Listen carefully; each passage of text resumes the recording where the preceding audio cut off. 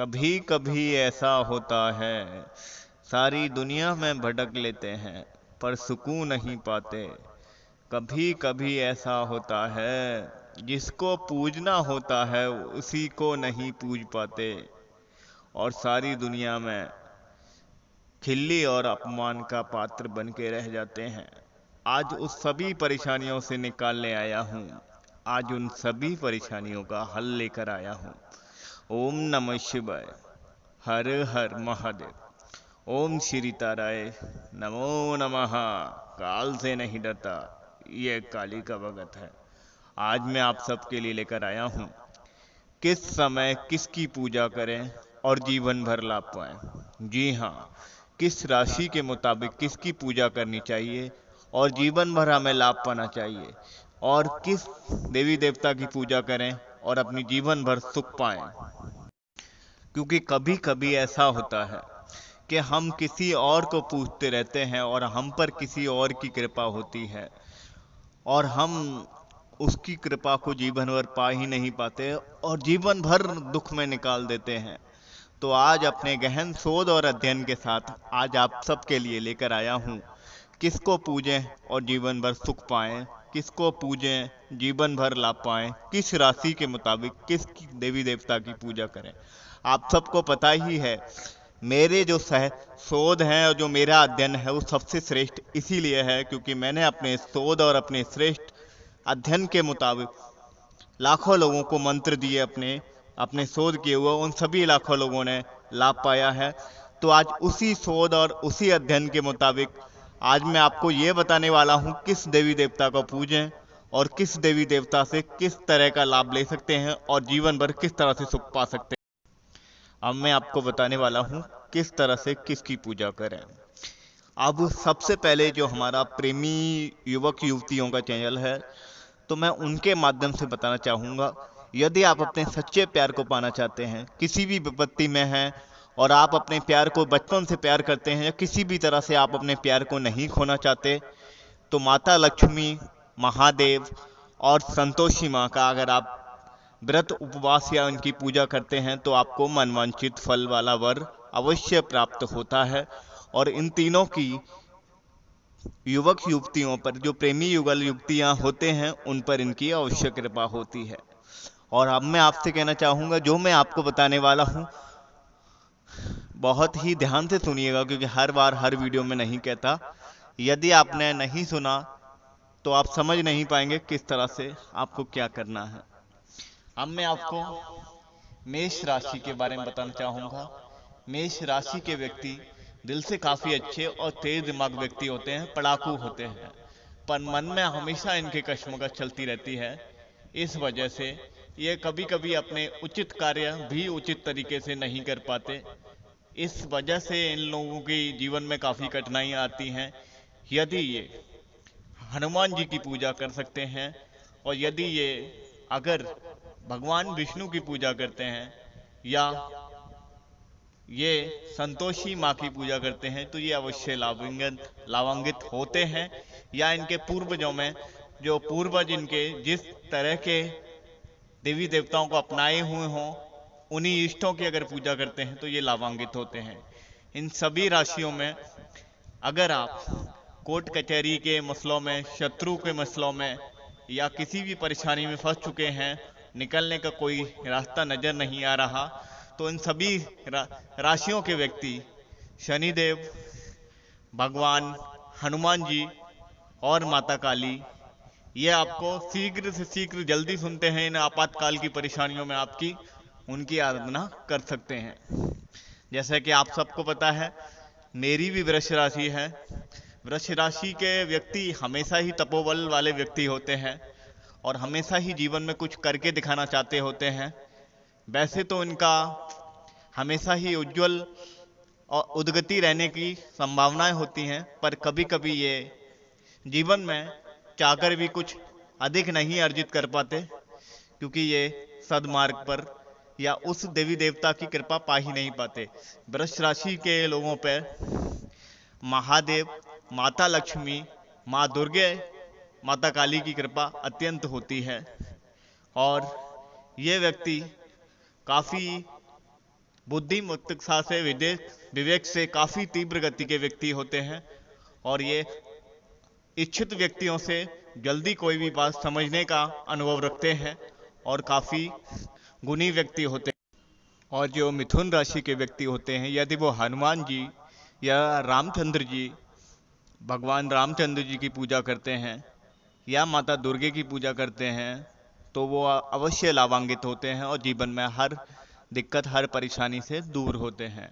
कर्क राशि के व्यक्ति काफी स्वभाव के अच्छे होते हैं, पर ये कभी जीवन में अत्यधिक कार्य शैली में आगे बढ़ने के बाद भी हमेशा ही चिंतित ही रहते हैं और ये कभी उन लोगों की नजरों में नहीं आ पाते चाहे कितना भी आगे बढ़ जाते हैं। ठीक है, अगर यदि ये व्यक्ति महादेव की पूजा करते हैं या माता काली के आचरण में आते हैं तो ये जीवन भर लाभ पाते हैं। और ये एक विष्णु का ही अवतार है जो काफी सिद्ध अवतार है, दत्तात्रेय का भी जाप कर सकते हैं।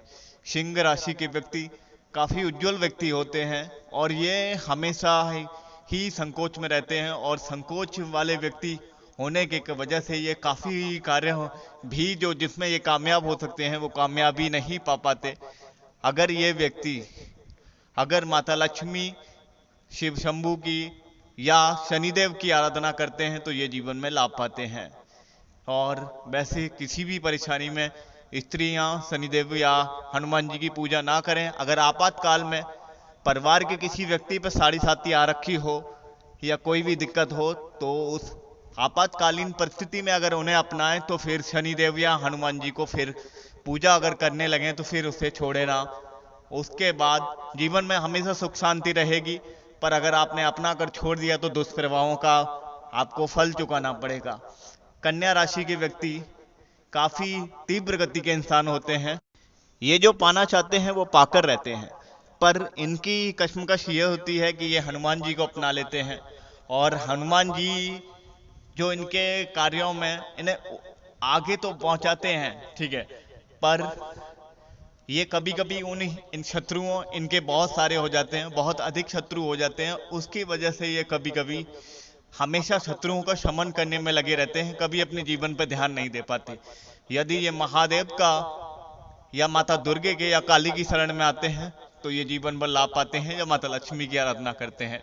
विष्णु, हनुमान जी की पूजा या राम जी की पूजा कन्या राशि के व्यक्ति को कम से कम ही करनी चाहिए।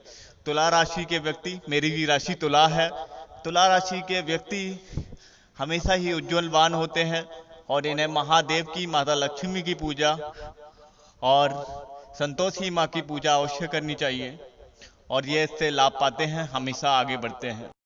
और तुला राशि का व्यक्ति बहुत ही गुणी और बहुत ही तीव्र व्यक्ति होता है, पर ये कभी परिवार के दबाव में, कभी किसी के दबाव में ये अपनी कामयाबी नहीं पा पाते हैं।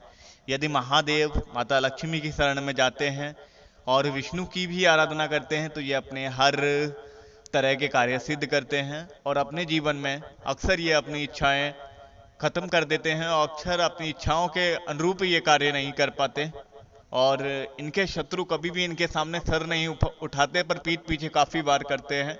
तो अगर ये इन देवी देवताओं का सिमरन करते हैं तो जीवन भर लाभ पाते हैं। वृश्चिक राशि के व्यक्तियों को सिर्फ मैं आपको बताऊं, सिर्फ 2 ही देवी देवता ऐसे हैं जो इन्हें लाभ पहुंचा सकते हैं और इन्हें शनि की वंदना करनी चाहिए और अपने इष्टों की जो देवी देवता हैं उनकी वंदना करनी चाहिए। अगर ये किसी की वंदना ना करें तो हनुमान जी की या माता दुर्गे की वंदना कर सकते हैं, जीवन भर ये लाभ पाएंगे इन वंदनाओं के जरिए। धनु राशि का व्यक्ति काफी मेहनती व्यक्ति होता है, पर ये कभी भी उस तरह से लाभ नहीं पा पाता जिस तरह का इसको कार्य करना चाहिए और अपनी इच्छा भी हमेशा प्रकट नहीं कर पाते, कभी किसी दूसरे के सामने ये अवगत ही नहीं करा पाते अपनी भावनाओं को ज्यादातर। तो ये यदि प्रभु की पूजा में, जी हाँ, महादेव की पूजा में या परमपिता परमेश्वर ब्रह्मा जी की पूजा कर सकते हैं। ये अधिकतर ब्रह्मा जी की पूजा को वर्जित बताया गया है, किसी किसी शास्त्र में कि लोग ब्राह्मण लोग कहते हैं, पर ऐसा कुछ नहीं है, ठीक है। और या ये लक्ष्मी माँ की आराधना या संतोषी माँ की आराधना कर सकते हैं, इनसे इनको लाभान्वित होते हैं। मकर राशि का व्यक्ति हर चीज पा सकता है, हर चीज का जज्बा होता है, पर ये कभी कुछ तरह की ऐसी गलतियां करती हैं कि ब्रह्मचर्य में ना होने के कारण भी ये कभी कभी हनुमान जी का सिमरण करते हैं। तो इनसे बस यही कह सकता हूँ कि जब तक ये ब्रह्मचर्य में रहें तब तक ये उन चीजों का सिमरण करें। अगर ये ब्रह्मचर्य में नहीं है तो हनुमान जी को फिर आगे स्थापित ना रखें अपने जीवन में। और ये मकर राशि एक ऐसी राशि है जिसका व्यक्ति कोई भी पूजा, कोई भी देवी देवता को अपनाकर उसके जीवन में लाभ अर्जित कर सकता है और किसी भी देवी देवता को अपना सकता है, या अपने पूर्वजों में जो इष्ट हैं, इनके जो पूर्वजों के इष्ट हैं उनको भी अपना सकता है। कुंभ राशि का व्यक्ति अक्सर आलसी पाया जाता है और भोगी किस्म का व्यक्ति होता है।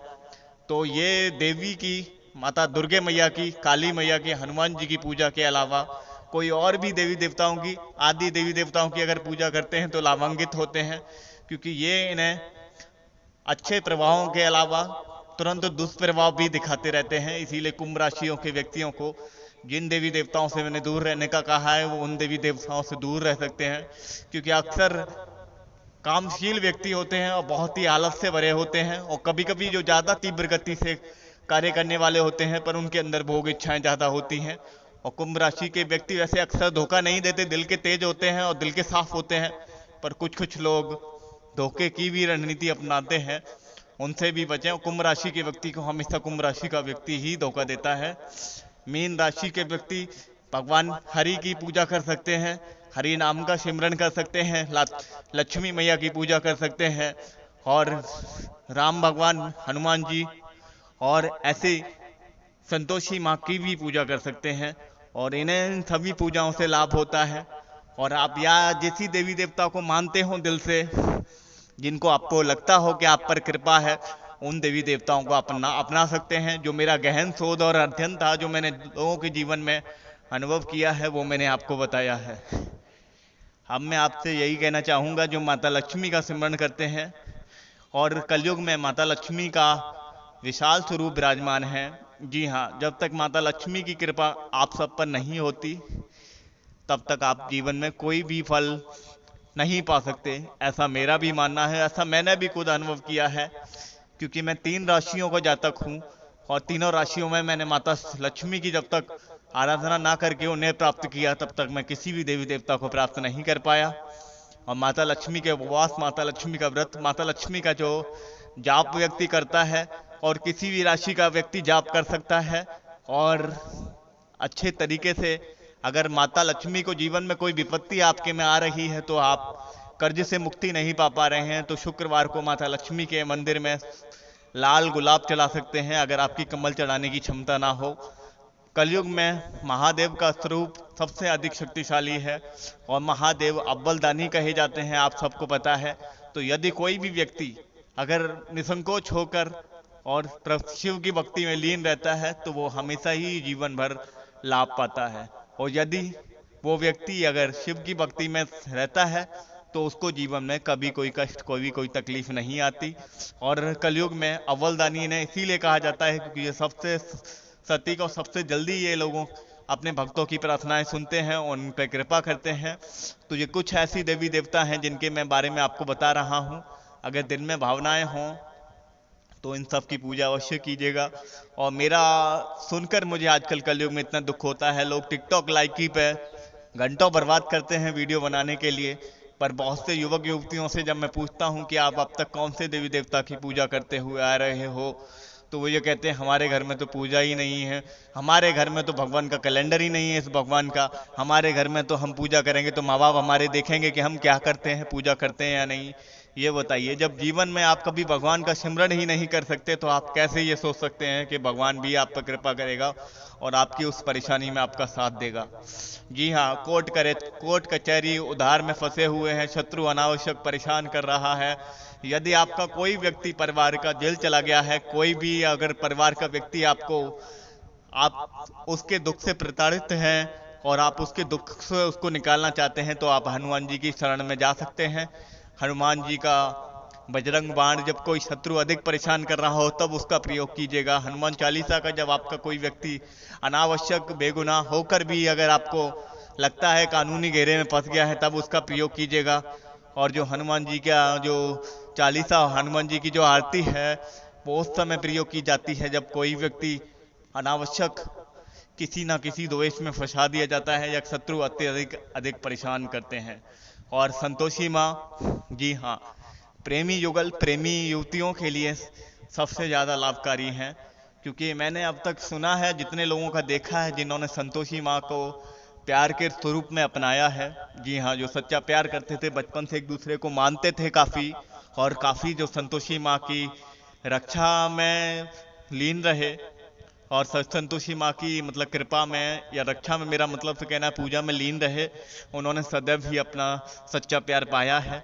और यदि आपको डर लगता है कि आपका बचपन का प्यार है, यदि आपको डर लगता है कि आपका प्यार कहीं आपसे रुष्ट ना हो जाए, तो माता लक्ष्मी और संतोषी को अगर आप अपनाते हैं तो इन डरों से आप मुक्ति पाते हैं और शीघ्र से शीघ्र अपना प्यार पाते हैं। पर ये परेशानी, ये जो पूजाएं मैंने आपको बताई हैं, उस समय कीजिएगा जब आप किसी परेशानी में ना हो, क्योंकि परेशानी में तो हर कोई भगवान को बचता है, जो बिना परेशानी के बचता है वही सच्चा इंसान है। जी हाँ, शनिदेव कलयुग में आज भी विराजमान हैं, और शनि के चक्रव्यूह से कोई नहीं बच सकता। स्त्रियां उस समय पूजा कर सकती हैं शनिदेव की जब परिवार का कोई मुखिया शनि की दशा में चल रहा हो, डैया में चल रहा हो, साढ़े साती में चल रहा हो।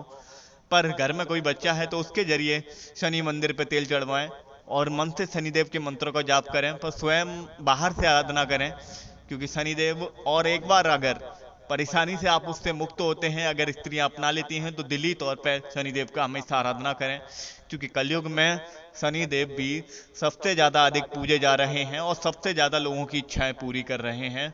और जो शनि को भजता रहता है वो जीवन में आधे से ज़्यादा कष्टों से वैसे भी मुक्त रहता है। माता दुर्गे, जो किसी की पूजा ना कर सकें वो माता दुर्गे की शरण में चले जाएं। माता दुर्गे आपको हर कष्ट से निवारती हैं, और ये एक हमारी देवी ऐसी देवी हैं जो 10 महाविद्या भी हैं, 9 देवी भी हैं, हर स्वरूप में विराजमान हैं। और जो किसी की शरण में ना जा सके वो सिर्फ दुर्गे की शरण में चला जाए, जीवन भर अपनी उस परेशानी से दूर रहेगा और हमेशा सुख समृद्धि यश वैभव पाएगा, और हमेशा ही उन चीज़ों से दूर रहेगा जो माता दुर्गे की शरण में रहेगा। यदि कोई व्यक्ति किसी भी भगवान की पूजा करता है तो वो जीवन में लाभ पाता है, पर दुर्गे की जो शरण में जाता है वो हमेशा ही सुख से भरा हुआ रहता है। और दुर्गे की एक और विशेष बात है, यदि वो व्यक्ति भोगी नहीं है, यदि वो व्यक्ति स्त्रियों की इज्जत करता है, वो कितने ही पाप करता है, माँ उसके सारे पापों का नाश करती है,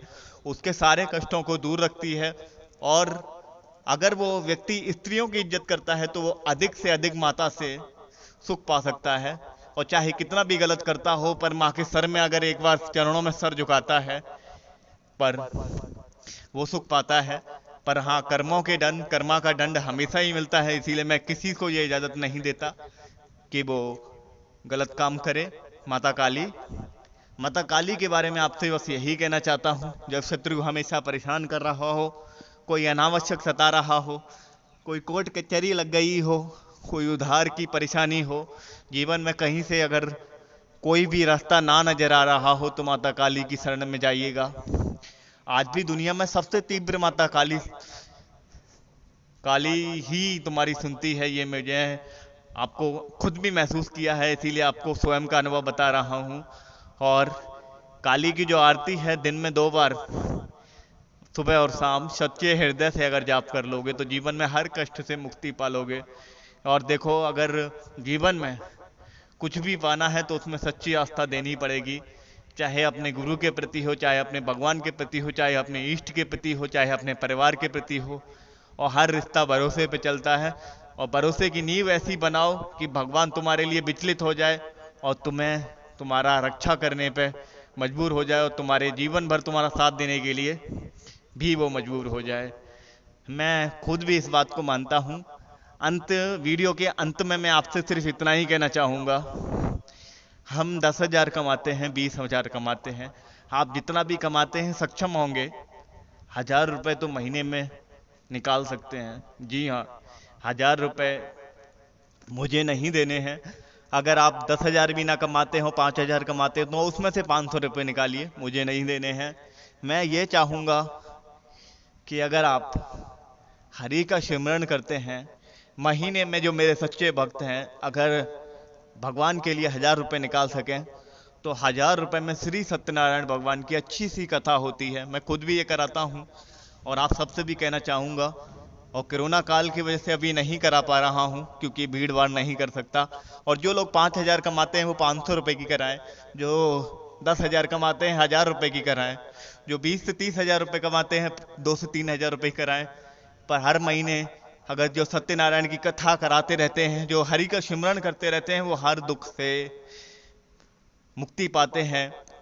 और लक्ष्मी माँ विष्णु भगवान में ही केवल आपके पापों का नाश करने की शक्ति है और मोक्ष की प्राप्ति वैकुंठ, और आपको मोक्ष की प्राप्ति और वैकुंठ धाम की प्राप्ति श्री विष्णु और माता लक्ष्मी ही करा सकते हैं। तो हरि का सिमरन अवश्य करें। और ये मेरी दिली आप सबसे कामना है जो मेरे सच्चे भक्त हैं। देखो, हरि का सिमरन भगवत कथा तो हर कोई नहीं करा सकता, पर जो सत्यनारायण कथा है वो हर कोई करा सकता है। 100 रुपये की भी होती है, 1000 की भी होती है, 500 की भी होती है, जैसी अपनी क्षमता हो हर महीने कराएं और जीवन भर लाभ पाएं। वीडियो अच्छा लगा हो तो 3000 लाइक देकर मेरी मेहनत को सफल बनाइएगा।